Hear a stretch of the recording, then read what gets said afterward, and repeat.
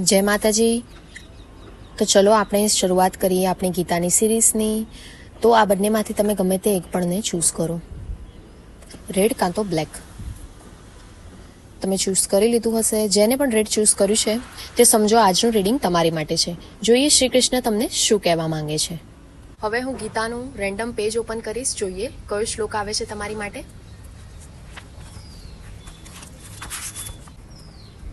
Okay, તો આજનો શ્લોક છે જેનો અધ્યાય છે 6 અને શ્લોક નંબર છે 4.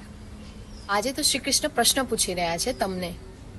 એવું કહે છે કે બધાની પાછળ ભાગતા ભાગતા ક્યારેક તું પોતાને મળ્યો છે? આપણે લોકો બધી વસ્તુમાં પરફેક્શન જોઈએ છીએ, કંટ્રોલિંગ જોઈએ છીએ, આપણે બધી વસ્તુનો પ્લાનિંગ કરીએ છીએ, પણ અંદરથી ખરા અર્થમાં આપણે એકલા છીએ. તો શ્રી કૃષ્ણ કહે છે કે જ્યારે આપણે પકડવાની કોશિશને છોડી દઈએ છીએ ને, ત્યારે ખરા અર્થમાં આપણે પોતાની જાતને પકડી શકીએ છીએ. અને જીવનમાં છે ને, હર વખતે કંઈક મેળવવા માટે જરૂરી નથી કે આપણે પ્લાનિંગ કરીએ ને એના પાછળ ભાગીએ. ક્યારેક થોડા થમી જઈએ ને જીવનમાં, એ પણ સારું હોય છે આપણી માટે. તો આપણે છે ને ક્યારેક જીવનમાં થોભાવવું બી જોઈએ. આપણને છે ને બધું પરફેક્ટ જોઈએ છે કે ભાઈ આપણા સંબંધો પરફેક્ટ હોય, આપણો જે બી દિવસ ઉગે છે હરરોજ એ પણ આપણો પરફેક્ટ હોય. પણ પછી રિઝલ્ટ શું આવે છે?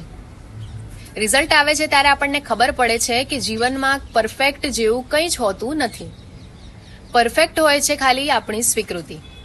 અગર આપણે બધું સ્વીકાર કરતા થઈ જઈએ ને, જે બી સિચ્યુએશન્સ આવે છે, ખરા અર્થમાં એ જ પરફેક્શન છે.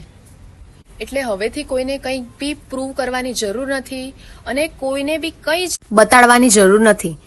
આપણો ગોલ સિમ્પલ હોવો જોઈએ, ડિટેચમેન્ટ, ગ્લો અને હીલિંગ.